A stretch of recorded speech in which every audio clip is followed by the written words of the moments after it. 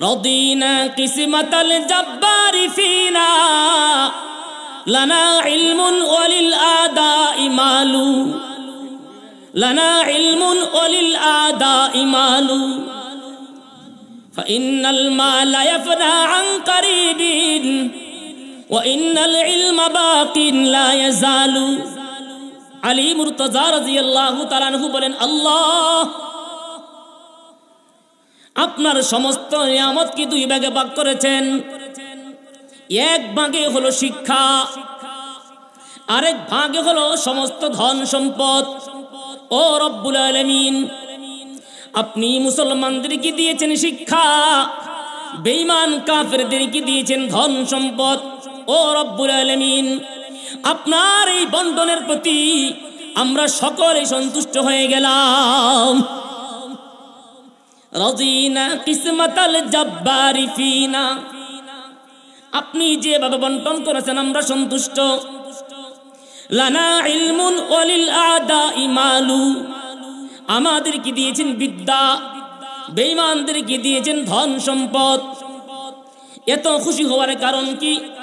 ফাইন্নাল মালা ইয়াফনা আন করিবিন ওয়া ইন্নাল ইলমা বাকিন লা ইয়াজালু। আলী মুর্তজা রাদিয়াল্লাহু তাআলা আনহু বলেন, সম্পদ ক্ষণস্থায়ী, হাত বদল হয়। সম্পদ যখন একজন মানুষ অর্জন করে, সম্পদ হেফাজতের জন্য তার জীবন দিতে হয়। সম্পদ হেফাজতের জন্য তাকে নির্ঘুম রাত কাটাইতে হয়। সম্পদ লুণ্ঠন করার জন্য তাকে মানুষ হত্যা করে। সম্পদ কোন ব্যাংকে রাখবে, অ্যাকাউন্ট কার নামে হবে, টেনশনে থাকে। সম্পদ হেফাজতের জন্য সম্পদশালী মানুষের ঘুম হারাম হয়ে যায়। কিন্তু বিদ্যা এমন একটা দৌলত, যেই বিদ্যা কোনোদিন তার হাত থেকে যায় না। যতদিন পর্যন্ত সে বিদায় না করে, ততদিন পর্যন্ত ওই বিদ্যা তার ভিতর থেকে কেউ ছিনতাই করে নিতেও পারে না। বরু দামন ইলমে গিরে ইসতুয়ার, বরু দামন ইলমে গিরে ইসতুয়ার কে ইলমত রিসানত বিদারিল করার। সম্পদের কারণে মানুষের দুনিয়াতে জীবন পর্যন্ত চলে যায়। সম্পদের কারণে মানুষ অনেক অনৈতিক কাজে জড়িয়ে যায়। কিন্তু বিদ্যা এমন একটা সম্পদ, এই বিদ্যার কারণে আল্লাহ পাক রব্বুল আলামিন ওই বিদ্যানকে জান্নাত পর্যন্ত পৌঁছে দেয়। বিদ্যা এমন একটা দামি সম্পদ। তাহলে বুঝেন, সম্পদ দামি না স্বর্ণের পাহাড় দামি? আওয়াজ দেন। বিদ্যা দামি নাকি স্বর্ণের পাহাড় দামি? আওয়াজ দেন।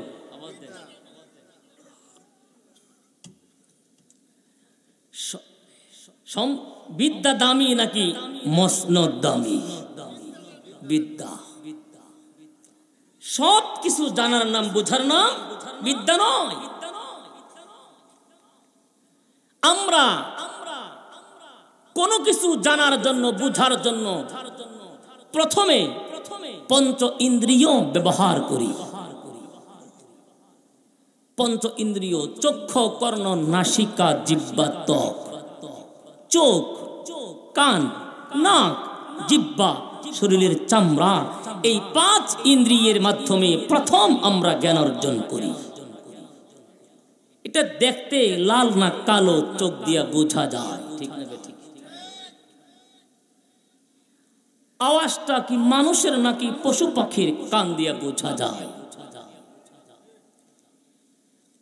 এর ভিতরে সুঘ্রাণ না দুর্গন্ধ নাক দিয়া বোঝা যায়? আবহাওয়াটা ঠান্ডা না গরম শরীরের চামড়া দিয়ে বোঝা যায়? এই খাবারের ভিতরে স্বাদ আছে না নেই এটা বোঝা যায় জিহ্বার মাধ্যমে। মানুষ প্রথমত জ্ঞানার্জনের জন্য পঞ্চ ইন্দ্রিয় ব্যবহার করে। আমার সাথে আওয়াজ দিয়ে বলেন তো, পঞ্চ ইন্দ্রিয়ের মাধ্যমে আমরা যে জ্ঞান অর্জন করি এর ভিতরে পদস্খলন, ভুল, ত্রুটি ধোঁকা মিথ্যা আছে না নাই? 1% না 100% আছে?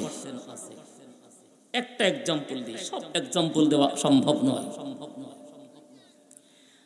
আপনি একটা গাড়িতে চড়ছেন, 100 মাইল গতিতে গাড়িটা চলছে রোড দিয়ে, রাস্তা, আপনি গাড়িতে বসে যখন রাস্তার দুপাশে তাকায় দেখবেন মনে হয় খাল বিল হাওর নদী নালা গাছপালা সব মনে হয় দৌড়াইতেছে, ঠিক না বেঠিক?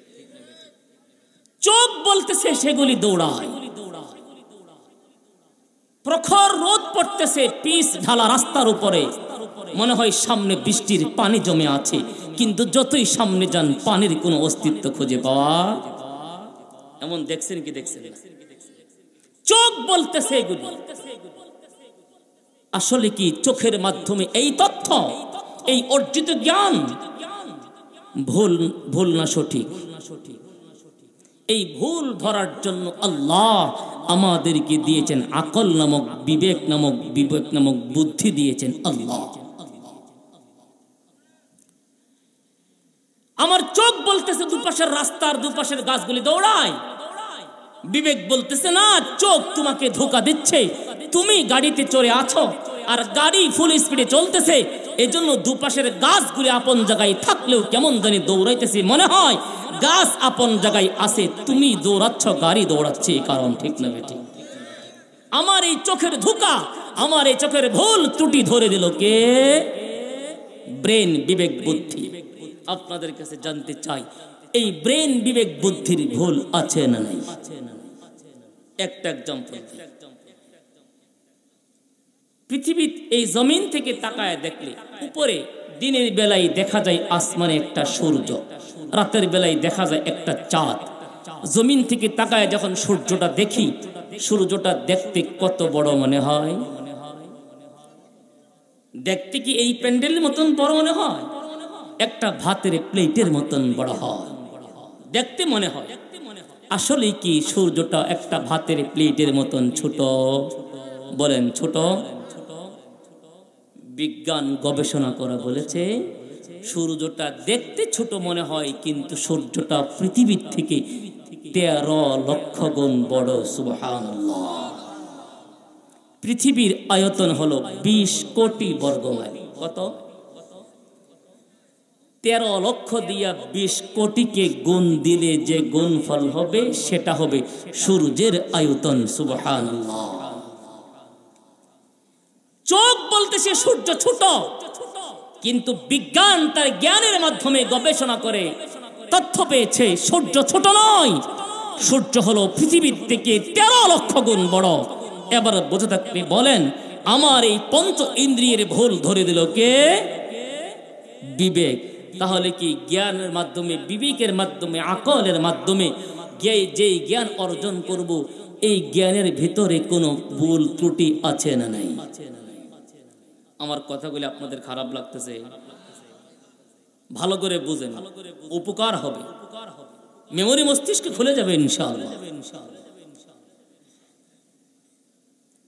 বিবেকের মাধ্যমে, জ্ঞানের মাধ্যমে আমরা আমাদের চোখের পঞ্চ ইন্দ্রিয়ের ভুল ধরতে পারি, কিন্তু এই জ্ঞানের পরিধি কতটুকু? ডক্টর ইকবাল বলেন, फिर तो किया है चरागे राह गुजर है, फिर तो किया है चरागे राह गुजर है, फिर तो से ज़ाहिर और रोशन बसर है, फिर तो वाक़िफ़ नहीं है नेक बद से, बढ़ी जाती है ज़ालिम अपनी हद से। डॉक्टर इकबाल मरहुम बोलेन, মানুষের যে জ্ঞান বিবেক বুদ্ধি আছে নির্দিষ্ট এরিয়ার ভিতরে কাজ করতে পারে। বিবেক কখনো কখনো পদস্খলন ঘটে। এই বিবেক মানুষকে রাস্তা দেখাইতে পারে, জ্ঞান মানুষকে রাস্তা দেখাইতে পারে, কিন্তু বিবেকের মাধ্যমে কোনোদিন মানুষ রাস্তা চিনতে পারে না। রাস্তা চিনানো আর রাস্তা দেখানো এক জিনিস নয়, আকাশ জমিন ব্যবধান। ধরুন আপনি এখান থেকে যাবেন ঢাকা, রাস্তা চিনেনই না। ধরুন আপনি রাস্তা চিনেন না, 1 ডজন দামি দামি পাওয়ারফুল লাইট শরীরে লাগাই নিছেন, আপনি একা একা ঢাকা যেতে পারবেন? কারণ লাইটের কাজ হলো অন্ধকার দূর করে রাস্তা দেখানো। লাইট রাস্তা চিনাইতে পারে না। বিবেকের কাজ হলো রাস্তা দেখানো, বিবেক রাস্তা চিনাইতে পারে না।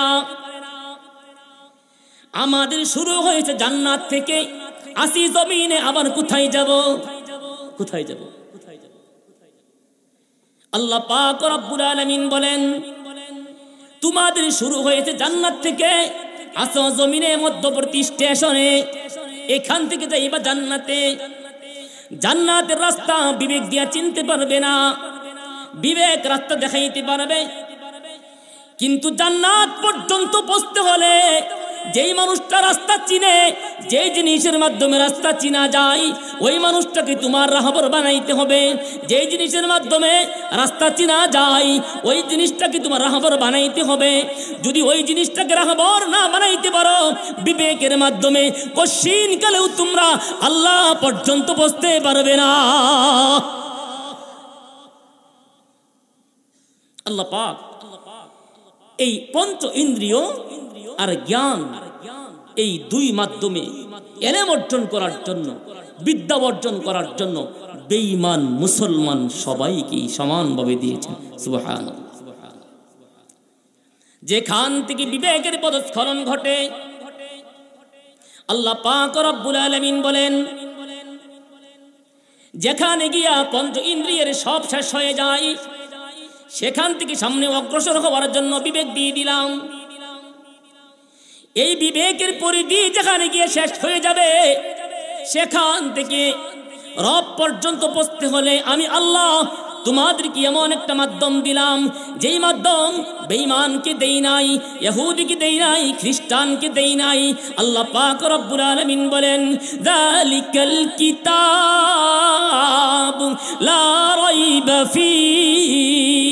ও দুনিয়ার মানুষ, এমন একটা মাধ্যম তোমাদেরকে দিলাম, এমন একটা শিক্ষা তোমাদেরকে দিলাম, যেই শিক্ষার ভিতরে কোনো পদস্খলন নাই, কোনো ত্রুটি নাই, কোনো ভুল নাই, কোনো মিথ্যা নাই, কোনো ধোঁকা নাই। এমন ধোঁকামুক্ত শিক্ষার নাম হলো আল্লাহর কালামের শিক্ষা। এই বুঝতে পারছেন কোন শিক্ষা? কোরআনের শিক্ষা।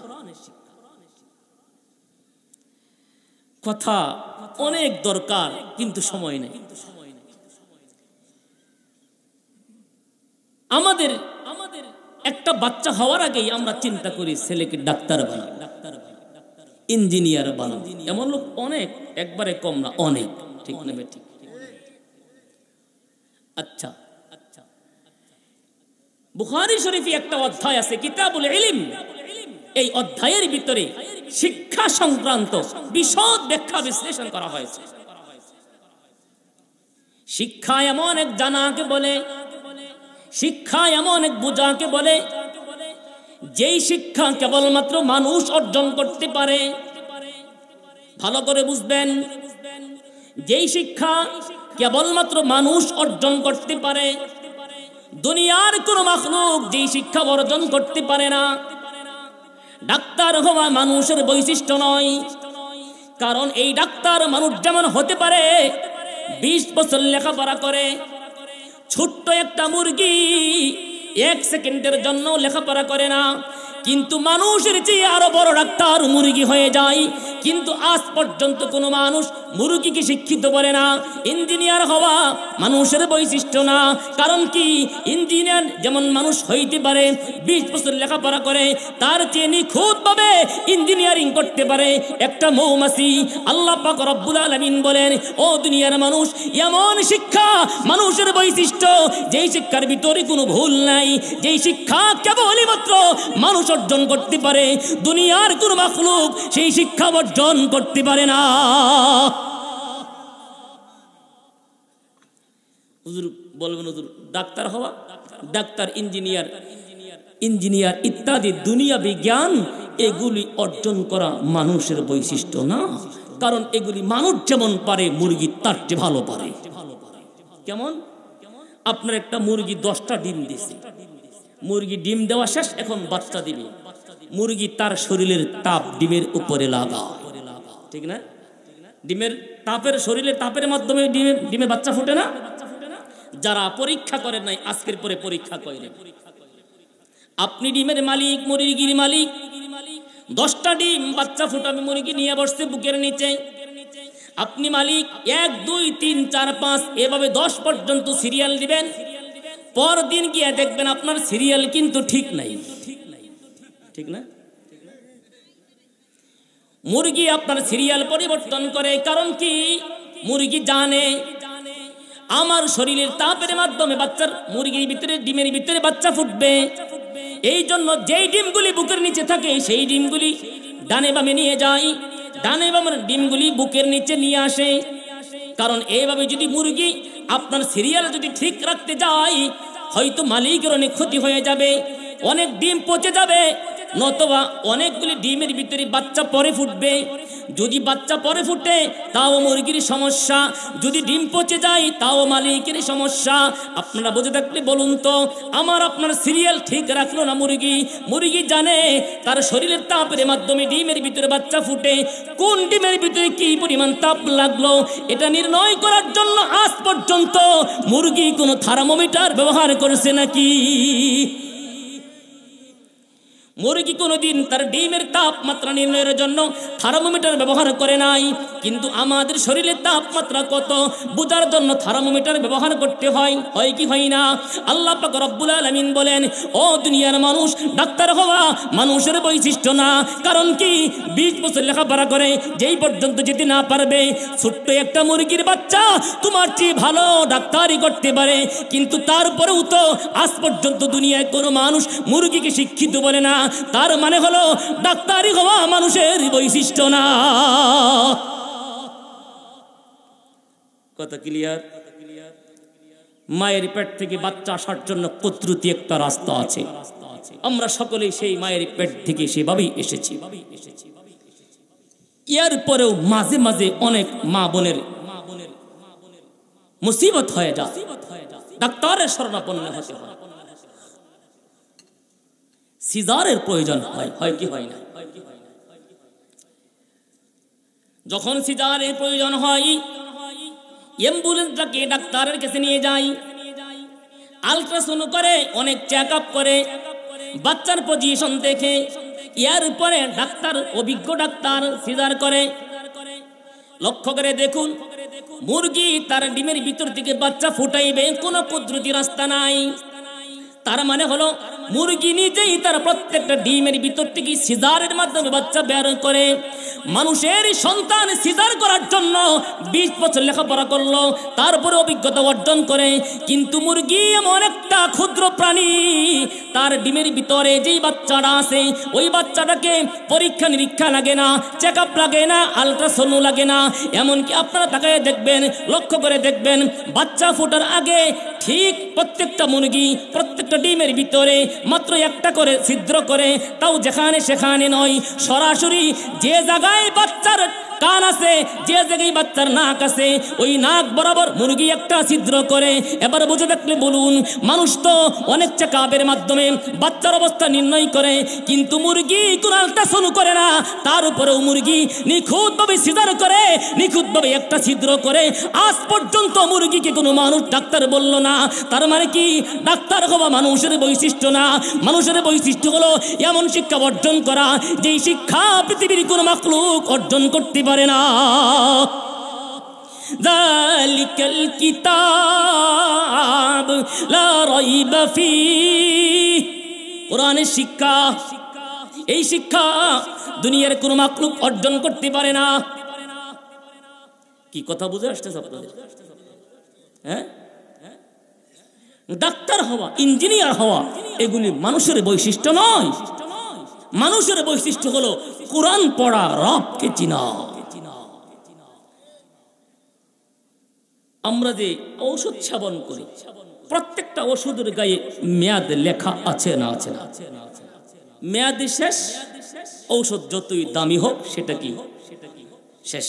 এটা পান করলে, সেবন করলে যেখানে রোগ ভালো হওয়ার সম্ভাবনা, সেখানে আরো বৃদ্ধি হওয়ার সমূহ সম্ভাবনা।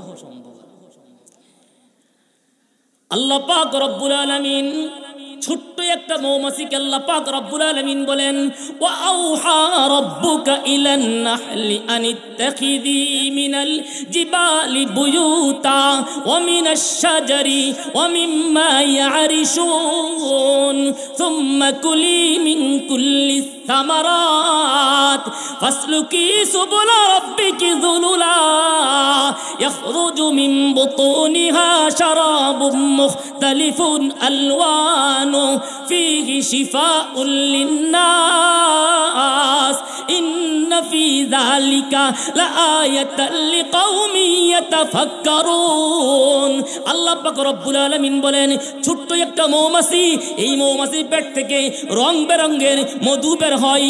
আল্লাহ পাক রব্বুল আলামিন বলেন, এই মধু হলো দুনিয়ার মানুষের জন্য চিকিৎসা। ও দুনিয়ার মানুষ, যেই পাত্রে মধুটা রাখবেন, পাত্র যদি ভালো হয়, মধু যদি খাঁটি হয়, কিয়ামত পর্যন্ত সেই মধু নষ্ট হয় না।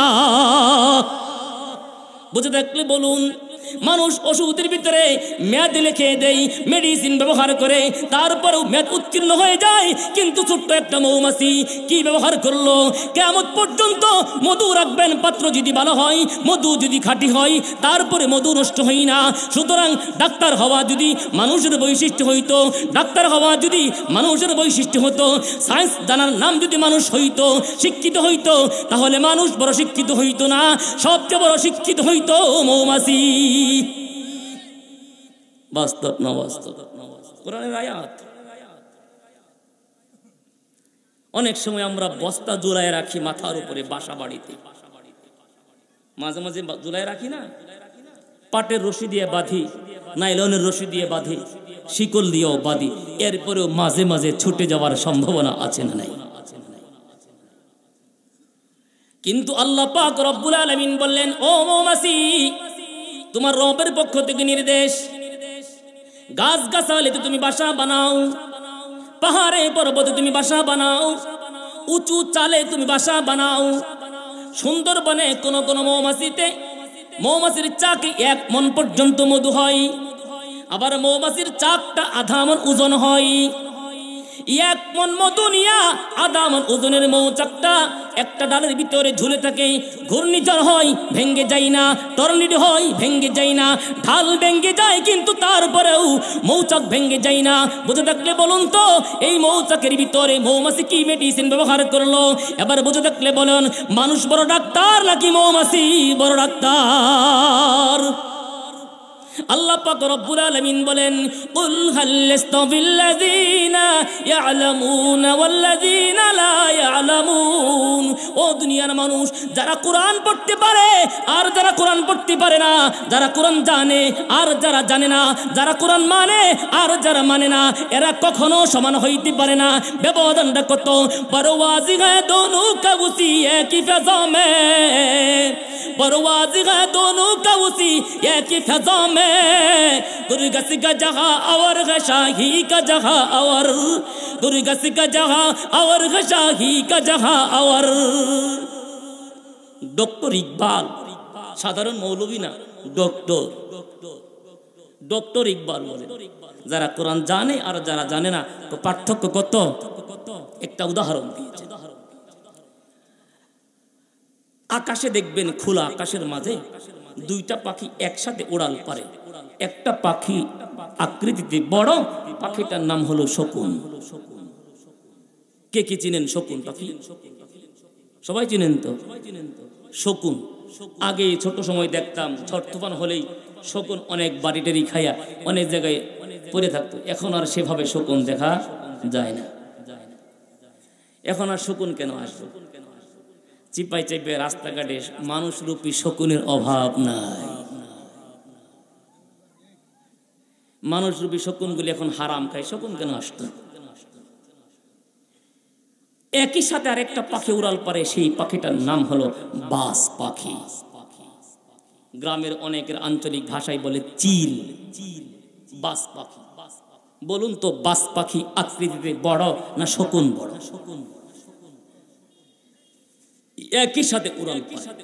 বাস পাখি আওয়ামী লীগ, শকুন বিএনপি, এমন। হ্যাঁ, ওদের কোনো দল আছে? হ্যাঁ, শকুন আর বাস পাখি একই সাথে উড়াল পারে, একই আকাশে, একই আকাশে উড়াল পারতেছে। তাকায় দেখবেন উভয় পাখির চোখ কিন্তু নিচের দিকে থাকে, উভয় পাখি কিন্তু খাবার তালাশ করে। যেখানেই মৃত গরু ছাগল রেখে দেওয়া হয়, শকুনের পাল সেখানে গিয়ে হুমড়ি খেয়ে পড়ে যায়, ঠিক না? শকুন মুর্দা খায় না জিন্দা খায়? শকুন মুর্দার কাছে যে জড়িয়ে যায়, বাস পাখি ক্ষুধার তাড়নায় ছটফট করতে করতে মারা যাবে, কিন্তু তারপরেও মুর্দা খাইতে রাজি না। বাস পাখি ছোট্ট একটা জীবিত মুরগির বাচ্চা ছু মেরে নিয়ে যায়। একই আকাশ উড়াল পারতেছে, দুইটা পাখির ভিতরে ব্যবধান কত? মুর্দা আর জিন্দার ভিতরে ব্যবধান যত। মুর্দা হারাম, জিন্দা হালাল। শকুনে মুর্দা খায়, বাস পাখি হালাল খায়। ঠিক তেমনি ভাবে যারা আল্লাহর জমিনে থাইকা আল্লাহর কোরআন শিক্ষা অর্জন করে, আল্লাহর কোরআন মানে, নবীজি সাল্লাল্লাহু আলাইহি সাল্লাম বলেন এরা হইল বাস পাখির মতো। আমরা মুর্দা দুনিয়া থাইকা মুর্দা দুনিয়া তালাশ করতে চাই না, মুর্দা দুনিয়া কামাই করতে চাই না। আমি মুর্দা দুনিয়া থাইকা আমার জিন্দা মাওলাকে তালাশ করতে চাই। জিন্দা মাওলাকে তালাশ করতে চাইলে ফিজিক্সের মাধ্যমে সম্ভব না, কেমিস্ট্রির মাধ্যমে সম্ভব না, বায়োলজির মাধ্যমে সম্ভব না, আর্টসের মাধ্যমে সম্ভব না, সায়েন্সের মাধ্যমে সম্ভব না। জিন্দা মাওলাকে পাইতে চাইলে একমাত্র সম্ভব কোরআনের মাধ্যমে। এই জন্য আল্লাহ পাক রব্বুল আলামিন বলেন যারা কোরআন ধরবে তারা সাথে সাথে আমি আল্লাহকে পেয়ে যাবে। কথা বুঝে আসছে? হ্যাঁ, পাখি দুইটাই একসাথে উড়াল পড়ে, একটা জিন্দা আর একটা মুর্দা। একজনের টার্গেট হলো জিন্দা খাওয়া, আর একজনের টার্গেট হলো মুর্দা। প্রচন্ড গরম, মনে করেন প্রচন্ড গরম, রাতের বেলায় লোডশেডিং এ ঘুম হয় নাই, সকাল বেলায় পূবালি হাওয়া বইতেছে, পূব দিক থেকে মৃদু বাতাস বইতেছে। মজা লাগে না? লাগে না? সকাল বেলায় গরমের দিনে যখন পূব দিকে মৃদু বাতাস বয়ে যায় তখন পুরাটা শরীর শীতল হয়ে যায়। কাপড় খুলে মানুষ মৃদু বাতাস উপভোগ করতে থাকে। ভালো করে বুঝবেন, এই ঠান্ডা বাতাসের কারণে মানুষের শরীর আরাম লাগতেছে, কিন্তু কিছুক্ষণ পরেই দেখা গেল এই বাতাসের প্রভাবে মানুষটার শরীর পুড়ে গেছে, কিছুক্ষণ পরে মানুষটা মারা গেছে। এবার বুঝে থাকলে বলেন সাময়িকভাবে বাতাসটা আরামদায়ক ছিল, বাস্তবে আরামদায়ক নাকি মৃত্যুর কারণ? মৃত্যুর কারণ। ঠিক তেমনি ভাবে শায়ের কি নবী হো কে মাগনা কা নফসে হো,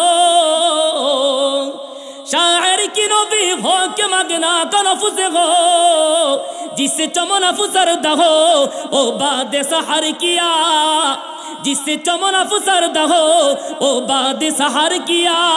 ঠিক তেমনি ভাবে যেই শিক্ষার মাধ্যমে দুনিয়া উপার্জন করা সহজ, যেই শিক্ষা অর্জন করাও সহজ, যেই শিক্ষার মাধ্যমে এই দিক সেই দিক কইরা অনেক টাকা পয়সা উপার্জন করা যায়, দেশেও বাড়ি বানানো যায়, বিদেশেও বাড়ি বানানো যায়, যেই শিক্ষার মাধ্যমে কলমের খুঁতা মেইরা লক্ষ লক্ষ টাকা অর্জন করা যায়, আত্মসাৎ করা যায়, এই শিক্ষা অর্জন করে মানুষ দুনিয়াতে স্বাবলম্বী হইতে পারবে, কিন্তু কবরে ঢুকতে দেরি হইবে। আল্লাহ পাক রব্বুল আলামিনের বাহিনীর মার খাইতে তার দেরি হবে না।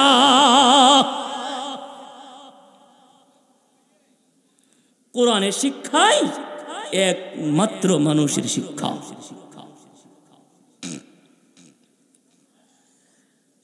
আপনার একটা ছেলে আছে, আচ্ছা আরো কোনো বক্তা আছে থাকলে নিয়ে আসেন, অনেক সময় হয়ে গেছে রাত, মানুষও কমতেছে আস্তে আস্তে, কারণ আমার পরে বক্তা যদি সে লোকই না পায় তোর এতক্ষণ কষ্ট করবে না।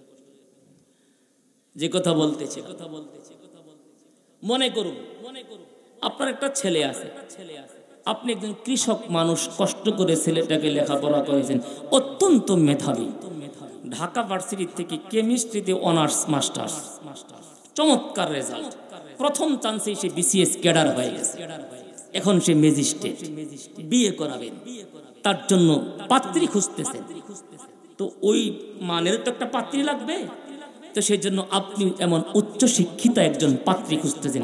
খুঁজতে খুঁজতে খুঁজতে গিয়া তারাইল শহরে পেয়ে গেছেন একজন ভালো বংশের ভালো পাত্রী। সে বুয়েট ইঞ্জিনিয়ারিং কলেজ থেকে, সেও সিভিল ইঞ্জিনিয়ার। পাত্রী কি ইঞ্জিনিয়ার, বুয়েট থেকে পাস করছে, ভালো রেজাল্ট। ছেলে ম্যাজিস্ট্রেট, ছেলের বউ ইঞ্জিনিয়ার, বিয়া কমপ্লিট। বুকে হাত দিয়া বলেন, স্ত্রী যত শিক্ষিতই হোক, স্ত্রী যত ধনীর দুলালি হোক, স্বামীর পায়ের নিচে তার জান্নাত, কথাটা ঠিক নেবে ঠিক। স্বামী সারাদিন কাজ করতে করতে পা ফেটে গেছে, শরীর দিয়ে ঘাম বের হয়, কালো, দেখতে তেমন ভালো না, এই মানুষটার পায়ের নিচেই তোমার সুন্দরীর জান্নাত। তোমার মুখে হাসি ফোটাবার জন্যই এই মানুষটার পা ফেটেছে, তোমার মুখে হাসি ফোটাবার জন্যই তার যৌবন বার্ধক্য হয়েছে। এখন স্ত্রী যখন আসছে বাসায়, স্ত্রী বাসায় আসার পরে ফার্স্ট দায়িত্ব স্বামীর খিদমত করা, ঠিক না বেঠিক? ছেলে বিয়ে করছে ম্যাজিস্ট্রেট, তো ঘুম থেকে ওঠার পরেই স্ত্রীকে বলতেছে, স্ত্রী তোমার নরম হাতের একটু নরম রুটি খাইতাম, একটু রুটি বানায় দাও। মনে মনে আশা, তাড়াতাড়ি নাস্তা রেডি করো, আমি অফিসে যাব। স্ত্রী বলতেছে, মাফ চাই, আমি কিন্তু নাস্তা বানাইতে পারবো না। বলে কেন? আমি তো রাঁধুনি নয়, আমি কিন্তু ইঞ্জিনিয়ার, আমার তো রান্না বান্নার দরকার নেই। তাহলে কি করবা? যে আমি তো ইঞ্জিনিয়ার, বুয়েট থেকে লেখাপড়া করে পাশ করছি, A+ পেয়েছি, আমি সকাল থেকে ইঞ্জিনিয়ারিং করেছি আপনার বাসায়। বলে কি ইঞ্জিনিয়ারিং করছো? স্ত্রী বলে, আপনার এত সুন্দর বাসা, এই বাসাটা কত ফুট লম্বা, এইটা মাপজুক করতে করতে নাস্তা বানানোর সময় নেই। বলেন স্বামী খুশি না বেজার? হ্যাঁ, আচ্ছা, প্রথমে তো কিছু করা যায় না, অভিমান করে চলে গেছে অফিসে, নাস্তা সারছে রেস্তোরাঁয়, দুপুর বেলায় খাবার খেতে আসছে বাসায়। বিবিকে বলে, বিবি আমাকে দুপুরের খাবার দাও। বিবি বলে, কেন? দুপুরের খাবার আমি বানাই নাই, আপনি যাওয়ার পর থেকে দুপুর পর্যন্ত আপনার ঘরের প্রস্থ মাপতে মাপতে ব্যস্ত ছিলাম, যে কত ফুট পাশ, এটা মাপতে মাপতে দুপুরের টাইমও শেষ, পাকাইতে পারি নাই। বলেন যত আনমট, যত কাপুরুষী হোক, এমন বিবি ঘরে রাখবে, রাখবে। মনে না চাইলেও কিন্তু জ্বালা কাবিন কিন্তু 20 লাখ। এই জাতীয় কপাল ফুরা আছে না নাই? বলেন আছে না নাই? চলে গেছে স্বামী, রাতের বেলায় আসছে, বিবি খাবার দাও, ক্লান্ত। স্ত্রী বলতেছে, রাতের খাবারও বানাই নাই। বলে কেন? যে আপনার ঘরের উচ্চতা মাপতে মাপতে মাপতে মাপতে আপনার জন্য রাতের খাবারও পাকাইতে পারি নাই। এবার শরীর ক্লান্ত, নতুন বিয়ে করছে, মারতেও তো পারে না। স্বামী বলতেছে, ঠিক আছে মেহেরবানি করে বিছানাটা রেডি করে দাও, শুয়ে পড়ি। স্বামী বলতেছে, বিছানা বানাও। স্ত্রী বলতেছে, পারবো না, কারণ আপনার ঘরের ওজন এখনো মাপার বাকি, আমি ওজন মাপবো, আপনি গিয়া বিছানাটা রেডি করে শুয়ে যান। বুকে হাত দিয়ে বলেন, কোন একটা গরিব যদি হয়, এমন মহিলাকে ঘরে রাখবে? বলেন ঘরে রাখবে? গাড় ধাক্কা দিয়ে ব্যাট করে দিবে, প্রয়োজনে জেল খাটবো, এরপরেও এমন কাল সাপ ঘরে পালতে পারবো না। আল্লাহ পাক রব্বুল আলামিন বলেন, একজন স্বামীর কাছে স্ত্রী যদি তার ডিউটি পালন না করার কারণে স্বামী ঘর থেকে ধাক্কা দিয়ে বের করে দেয়, ঠিকই যদি স্ত্রী তার 3 বেলার খাবার রুটিন ঠিক রাখত, এরপরে যদি স্বামীর খিদমত করত, ইঞ্জিনিয়ারিং করত, স্বামী তাকে ঘর থেকে ধাক্কা দিয়ে বের করতো না, বরং বিভিন্ন হাদিয়া তাকে দিত। ঠিক তেমনি ভাবে আল্লাহ পাক রব্বুল আলামিন বলেন, একজন স্ত্রীর কাছে স্বামীর খিদমত যেমন আসল কাজ না করার কারণে, নকল কাজ করার কারণে ঘর থেকে ধাক্কা দিয়ে বের করে দেয়, ঠিক তেমনি ভাবে আমি আল্লাহ লৌহে মাহফুজ থেকে কালাম আমার নবীর কাছে নাজিল করলাম। এই কালাম শিক্ষা করা প্রত্যেকটা মুসলমানের জন্য ফরজ। যেই ব্যক্তি এই কালাম শিক্ষা না করবে, আল্লাহ পাক রব্বুল আলামিন বলেন, কাল কিয়ামতের ময়দানে আমি আল্লাহ ওই মানুষটাকে ঘাড় ধাক্কা দিয়ে জাহান্নামে ফেলতে দেরি করব না। ওমান আ'রাদা আন যিকরি فإن له معيشة ضنكا ونحشره يوم القيامة أعمى। আল্লাহ পাক রব্বুল আলামিন বলেন, যারা কোরআন থেকে বিমুখ হয়ে যায়, দুনিয়াতে তাদের জীবন যৌবন সবকিছু সংকীর্ণ করে দিব, কিয়ামতের দিন তাদেরকে অন্ধ বানাই উঠাইব। এই জালিম আল্লাহ পাক রব্বুল আলামিনকে বললে, ওগো মালিক, দুনিয়াতে তো আমার চোখ ছিল, কোনোদিন চশমা ব্যবহার করতে হয় নাই, আমি কেন অন্ধ হয়ে গেলাম? আল্লাহ পাক রব্বুল আলামিন বলবেন, হাজার হাজার বীজ গণিতের সূত্র মুখস্থ করতে পারতে, পাটিগণিতের সূত্র মুখস্থ করতে, সৃজনশীল কত সিলেবাস তুমি মুখস্থ করতে, কিন্তু এমন সিলেবাস দিয়েছিলাম, লা তাবদীলা লিকালিমাতিল্লাহ, যেই সিলেবাসের কোনো পরিবর্তন নাই, ওই সিলেবাস তুমি অর্জন করে নাই। এই জন্য আমি আল্লাহ আজকে তোমাকে অন্ধ বানায়া জাহান্নামে ফেলাই দিলাম। নবীজি সাল্লাল্লাহু আলাইহি সাল্লাম বলেন, প্রত্যেকটা মানুষের জন্য গর্ব করার বিশেষ একটা বিষয় থাকে, কিন্তু আল্লাহ পাক রব্বুল আলামিন সমস্ত উম্মতের ভিতরে আমার উম্মতকে গর্বের জন্য একটা বস্তু দিয়েছেন, সেই বস্তুর নাম হলো কুরআন। বলেন তো কয়জন মানুষ কোরআন পড়তে পারি? কয়জন মানুষে পারি? লেকচার তো কম দিতে পারি না। চাষটলে বসলে মনে হয় এক একজন এক একটা এমপি, বাজেট পাস হবে চাষটল থেকে মনে হয়। আতি নেতা, ফাতি নেতা, সাতি নেতা, বাবা খোর, গাজা খোর, চাষা খোর, ডাইল খোর, চাষটলে বসলে গরম করে ফেলে। মনে হয় এক একজন এক একটা প্রদেশের মালিক, তারা বাজেট পাস করবে, কিন্তু ব্রাশ ফায়ার করলেও কুরআনুল কারীমের ছোট্ট একটা সূরা সহি করে তেলাওয়াত করতে পারে না। বাস্তব না? আয়েশা বলছে, ওয়াজের মেশিন আসছে, যদি বসে ফজর পর্যন্ত যদি আপনারা না ছাড়েন, ও ছাড়তো না। আল্লাহ পাক ইলমে জবানে বরকত দান করুন, আমিন। মূল শিক্ষা কি? কোরআন। মূল শিক্ষা কি? কোরআন। এই শিক্ষা যদি কোনো ব্যক্তি দুনিয়াতে অর্জন না করে, আদালতে কিয়ামতের দিন অপরাধী বলে বিবেচিত হবে, অপরাধী বলে বিবেচিত হবে। আপনি বিশ্বাস করেন আর না করেন, যেই ব্যক্তি কোরআন অর্জন করবে, আল্লাহ পাক গ্যারান্টি দিয়েছেন, ওয়াদা করেছেন, আমি আল্লাহ দুনিয়াতেও ইজ্জতি করব, পরকালেও ইজ্জতি করব। সুবহানাল্লাহ। কোরআন ওয়ালাদেরকে আল্লাহ পাক রব্বুল আলামিন একটা পর্দার আড়ালে নিয়ে যাবে। আল্লাহ বলবেন, তোমরা কি চাও? বলুন না সুবহানাল্লাহ। মুস্তাদরাকে হাকিমের সহিহ হাদিস, আহলে কোরআন থেকে একটা পর্দার আড়ালে নিয়ে যাবে। আল্লাহ বলবেন, তোমরা কি চাও বলো আজকে আমার কাছে। বলবে, আল্লাহ কিছুই চাই না, শুধুই কেবল তোমার মাগফিরাত চাই। সুবহানাল্লাহ। আল্লাহ শুধুই তোমার মাগফিরাত।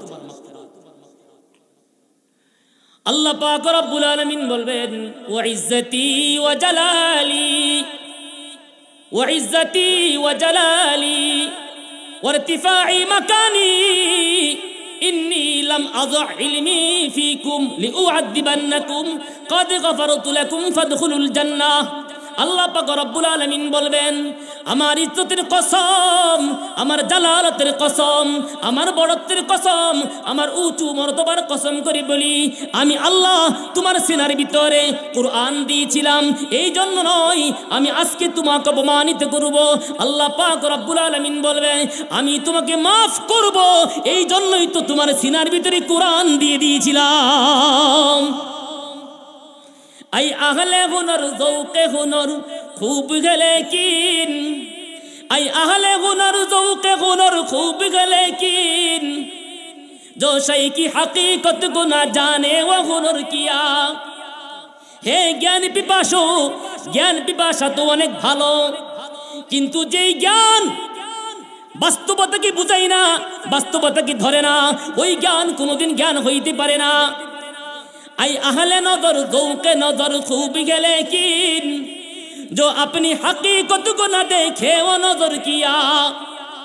দূরদর্শিতার রুচি তো অনেক চমৎকার প্রশংসনীয় রুচি, কিন্তু যেই দূরদর্শিতার মাধ্যমে দুনিয়া উপার্জন করলা, যেই দূরদর্শিতার মাধ্যমে আরেকজনকে চেয়ার থেকে ফালাইয়া তুমি চেয়ারটা দখল করলা, যেই দূরদর্শিতার মাধ্যমে আরেকজনের জমি আত্মসাৎ করলা, যেই দূরদর্শিতার মাধ্যমে বইনের ওয়ারিশ ঠকাইলা, হক ঠকাইলা, আল্লাহ পাক রব্বুল আলামিন বলবেন, এই দূরদর্শিতার মাধ্যমে তুমি তোমার নিজের জীবনের অন্ধকার দূর করতে পারলা না, এই জন্য আমি আল্লাহ তোমাকে জাহান্নামী বানাই দিলাম।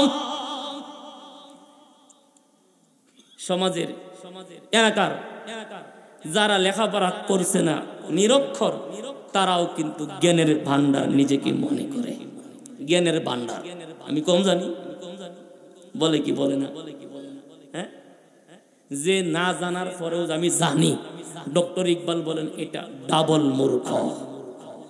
এটা কি ডাবল মূর্খ? মসজিদে জুতা চুরি হয় কি হয়?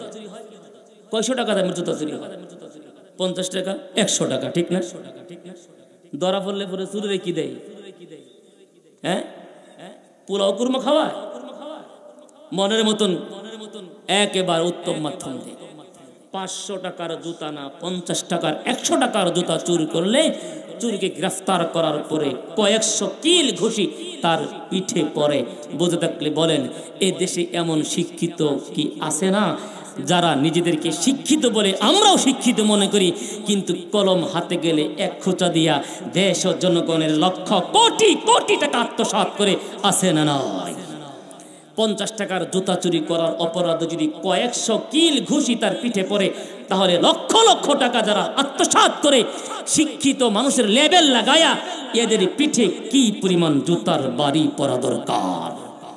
শিক্ষা তো পারলো না, অক্সফোর্ড ভার্সিটির শিক্ষা, ঢাকা ভার্সিটির শিক্ষা, বিভিন্ন নামি দামি ভার্সিটির সিলেবাস, এই সার্টিফিকেট তো তাকে দুর্নীতি থেকে মুক্ত করতে পারলো না। অথচ হযরত ওমর গভীর রাতে সফর করতেছেন, প্রজাদের অবস্থা দেখতেছেন, হঠাৎ করে একটা ঘর থেকে আওয়াজ আসতেছে, বৃদ্ধা কণ্ঠে, মা তাড়াতাড়ি দুধের ভিতরে পানি মিশাও, কারণ আজকে দুধ কম, বাজারে গেলে দাম কম হবে। মেয়ে জবাব দিচ্ছে, মা খলিফাতুল মুসলিমিন উমর নিষেধ করেছেন পানি দুধের ভিতরে পানি মিশানো যাবে না, এটা উমরের নিষেধ, এটা দুর্নীতি, এটা অন্যায় কাজ। মা বলেন, মেয়ে খলিফাতুল মুসলিমিন তো বলেছে ঠিক আছে, কিন্তু খলিফাতুল মুসলিমিন তো দেখে না। মেয়ে বলে, মা খলিফাতুল মুসলিমিন না দেখলে কি হবে? দুনিয়ার সবার চোখ ফাঁকি দেওয়া যাবে, উন্নত প্রযুক্তি ফাঁকি দেওয়া যাবে, কিন্তু আল্লাহর চোখ কিন্তু ফাঁকি দেওয়া যাবে না। ইন্না রাব্বাকা লাবিল মিরসাদ লা তাখুযুহু সিনাতু ওয়ালা নাওম। ও মা, খলিফাতুল মুসলিমিন ঘুমাইতে পারে, আল্লাহ পাক তো তার কোনো ঘুম নাই, তন্দ্রাও নাই। মা, এই কাজ করা যাবে না। এবারে বুঝে দেখলে বলেন, দুর্নীতি করলো না কিসের কারণে? সিনার ভিতরে, কলবের ভিতরে কোরআনের শিক্ষা ছিল, ফিজিক্স জানতো না, কেমিস্ট্রি জানতো না, বায়োলজি জানতো না, সায়েন্স জানতো না, ভুটান জানতো না, কিন্তু কলবের ভিতরে, সিনার ভিতরে কোরআন ছিল। এই কোরআন থাকার কারণে রাতের অন্ধকারেও গুনাহ করতে পারে না। এই জন্য কোরআন যেই সিনার ভিতরে ঢুকবে ওই সিনা কোনোদিন দুর্নীতি করতে পারে না। হ্যাঁ, এই পর্যন্ত বাংলাদেশে যত দুর্নীতি, যত মার্ডার, আলেম ওলামারা জড়িত হলো। হ্যাঁ, এই পর্যন্ত যত দুর্নীতি, মার্ডার টাডার আছে, আলেম ওলামারা জড়িত হলো। গ্রামে গঞ্জে বিভিন্ন জায়গায় শুনবেন কত রকমের অকারেন্স হচ্ছে, আলেম কি জড়িত? মসজিদের টাকা দিয়া সেক্রেটারি, সভাপতি, কমিটির লোকজন বাট্টা করে, কিন্তু আলেম জড়িত হয় না। এই জাতীয় কমিটি কিন্তু বাংলাদেশে আছে, আপনাদের এলাকায় হয়তো নাই। কি আছে না? আছে না? আমার কথা কিন্তু উফরে ফরে, উফরে ডাইরেক্ট। এই জন্য কোরআন একমাত্র মেডিসিন, যেই মেডিসিনের মাধ্যমে মানুষ গুনাহ মুক্ত হতে পারে, রবকে চিনে। যেই কোরআনের মাধ্যমে রব চেনা যায়, তার গন্তব্য পৌঁছা যায়, গন্তব্যের রাস্তা চিনে, সেই শিক্ষাই কেবল শিক্ষা। এই শিক্ষার ভিতরে কোনো পদস্খলন নেই, এই শিক্ষার ভিতরে কোনো ত্রুটি নেই, কোনো ধোঁকাবাজি নেই, কোনো ভুল নেই। আল্লাহ পাক রব্বুল আলামিন এমন পদস্খলন মুক্ত, ত্রুটি মুক্ত, ধোঁকা মুক্ত, মিথ্যা মুক্ত শিক্ষা অর্জন করে মৃত্যু পর্যন্ত ঈমানের পথে অটল অবিচল থাকার তৌফিক দান করুন। ওয়া আখিরু দাওয়ানা আলহামদুলিল্লাহি রাব্বিল আলামিন। আসসালামু আলাইকুম ওয়া রাহমাতুল্লাহি ওয়া বারাকাতুহু।